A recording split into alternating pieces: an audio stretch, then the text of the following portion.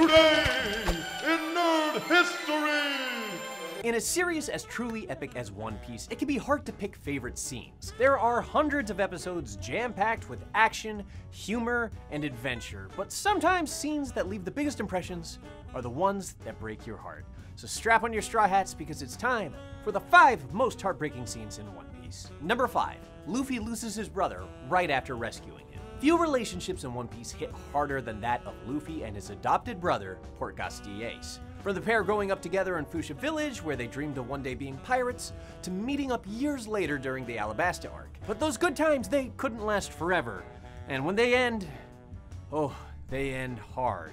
After Ace is defeated and captured by his renegade former crewmate, Marshal D. Teach, he's scheduled to be handed over to the Marines for a public execution at Marineford. Luffy, of course, is having none of this and hatches a plan to rescue Ace before his execution. With the help of Shishibukai Boa Hancock, Luffy is able to break into Impel Down and fight his way toward his brother, enduring defeat and even a poisoning at the hand of the Warden Magellan. After all of this though, when he finally makes it to Ace's cell, Luffy discovers that Ace has already been moved to Marineford for his execution. Nothing will keep Luffy from rescuing his brother, however. Enlisting the help of fellow prisoners, both former enemies as well as new friends, Luffy breaks out of Impel Down. It's about this time that we discover the true reason for the Marines wishing to execute Ace.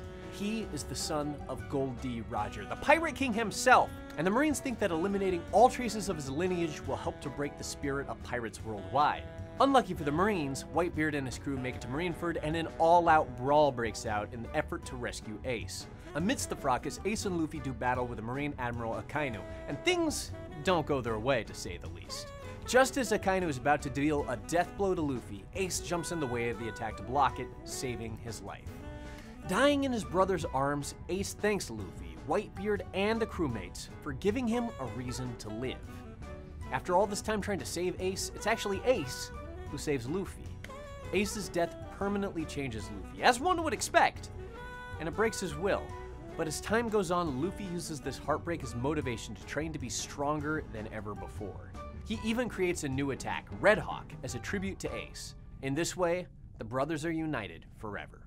Number 4. Sanji is rejected by his family because of his kindness and humanity. Sanji's warmth, kindness, and humility are some of his greatest traits that make him such a favorite among fans, not to mention his awesome cooking skills. It's hard to believe that there's anyone who wouldn't like the guy, much less members of his own family. But Sanji doesn't have just any family, he's part of a royal lineage, the Vinsmoke.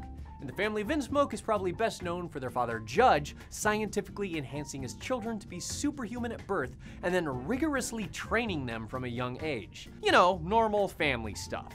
But in the most extreme version of the familiar disappointed father story, Judge is extremely upset to discover that after all of his effort and experimentation, his son Sanji is still just human.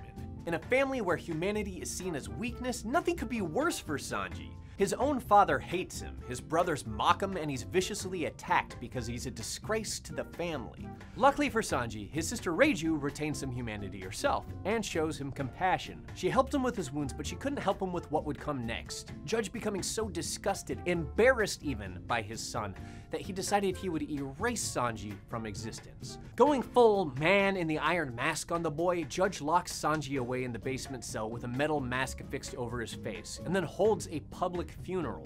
For months, Sanji endures the beatings of his brothers, while the rest of the world doesn't even know that he exists. During an attack on the East Blue, Sanji finally has distraction enough to make his escape. With the help of his kind sister, he's able to flee his cage, only to be confronted by his father. What follows is possibly the only amount of compassion that Judge is able to show, allowing Sanji to leave because he can't muster the strength to kill his own son. Sanji, the fun cook that we all know and love, is given a completely new context by this completely heartbreaking backstory. Number 3. Brooke watches his crewmates die one by one and leaves behind his best friend. Half a century before Brooke even met the Straw Hat crew, he was a member of the carefree, music-loving Rumbar Pirates. This gang of jolly pirates made friends with a whale named Laboon, who loved the music the crew would play for him. Brooke and Laboon became fast friends. But if you can make any guesses from how the last 2 entries have gone, things, got sad. Don't worry, Laboon didn't die. Something actually kind of worse happened. Fearing for his safety while entering the Grand Line, Brooke had to leave Laboon behind. Brooke asked his blubbery bestie to wait for him until the Rumbar pirates returned, but the Rumbar pirates wouldn't return, at least not in the way that you'd hope. Upon entering the Florian Triangle, the Rumbar pirates were attacked by enemy pirates who had slathered their weapons with poison. After the battle, those who survived were still doomed because of this.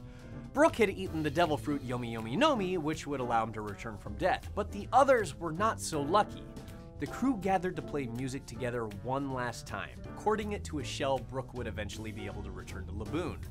And the crewmates died one by one before Brooke's eyes. The devil fruit saved Brooke's life, but without his crewmates, he was left adrift in the Florian Triangle, where the pirate Gecko Moria would eventually find and steal his shadow, leaving him more alone than he ever would imagine he could be. After decades of waiting around on the very same boat his friends had perished on, Brooke eventually met Luffy and the Straw Hat crew.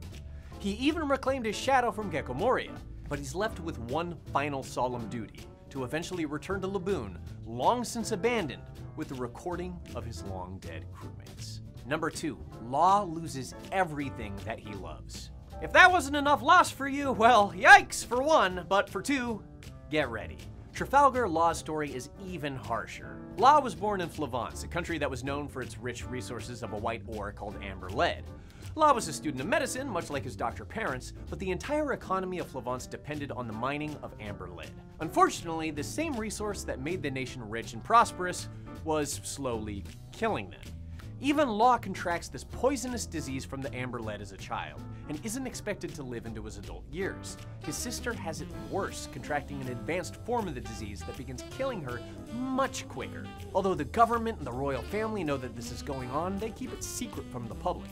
In fact, the only people who decide to do something about this epidemic are the folks in the neighboring island. And they aren't looking to help, no. They establish a blockade around Flavance to quarantine them. With the disease reaching epidemic levels, the people of Flavance become desperate and begin to craft weapons to make their escape. Soon, full-scale war erupts, with the people of the neighboring land attacking those in Flavance. Law's parents, his teacher, his classmates are all killed in this attack. Even his poor sister, who is already dying, is consumed alive by fire when her hospital burns down.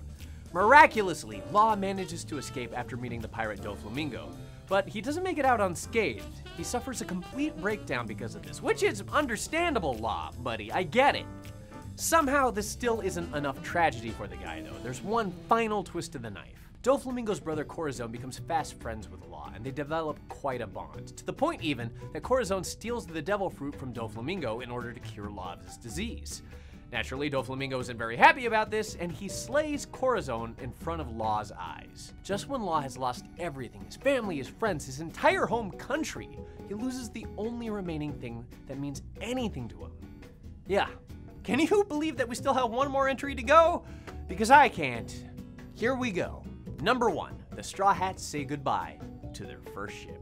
The Straw Hat crew's first ship, the Going Merry, was a character unto itself, figuratively and literally. Originally a gift from Mary of Syrup Village, the Going Merry saw the crew through their adventure on the Grand Line, keeping them safe and steady through encounters with monsters, pirate attacks, and much more. Hell, they even made the ship fly to Sky Island during the Skypiea arc. But every ride eventually comes to an end, and the send-off for the Going Merry was as emotional as you might hope. After reaching Water 7, the crew is informed by shipwrights that the Going Merry has seen too much action and is simply beyond repair. This is especially hard for Luffy. The Merry had been a comrade through thick and thin. Leaving her would almost be a betrayal to the guy. But he has to think of his crew first, and he decides that this is in the best interest of everyone, that their days aboard the Merry have come to an end. Usopp, however, is not ready to let go. After all, Usopp is from Syrup Village, just like Merry. This disagreement between Luffy and Usopp leads to a fight, and Luffy wins. But knowing how much the ship means to Usopp, Luffy hands over the ship to Usopp as they part ways. Of course, this isn't a fitting end without one final grand adventure. Sometime after these events, the Straw Hat crew find themselves in a rescue mission at the government stronghold Ines Lobby. When their escape plan is crashing all around them, they have an unexpected visit from an old friend. The Going Merry comes to their rescue, successfully getting them to safety. However, the damages sustained in this daring operation mean that the ship is at its end. Giving her the soulful send-off that she deserves, the crew set the Going Merry ablaze in a Viking funeral. Although Merry wishes she could have taken the crew further along the way, she's happy for the time that they had together. Although they no longer sail upon the Mary, the ship had become an inexorable part of these characters, and an icon of what joined them together in the first place. Thanks to our friends at Crunchyroll for making this video possible. If you want to check out any of these episodes from One Piece or the many others, you can catch them all on Crunchyroll. If you never watched, you can start from the beginning, or if you have watched and you want to revisit your favorite arcs like Water 7 and Summit War, you can do that right now. For a 30-day free trial, check out the link below or head over to crunchyroll.com/dorkly to embark on your very own One Piece binge. It's a binge. It's gonna be a binge. What, you're gonna watch one? Get real. Be honest with yourself.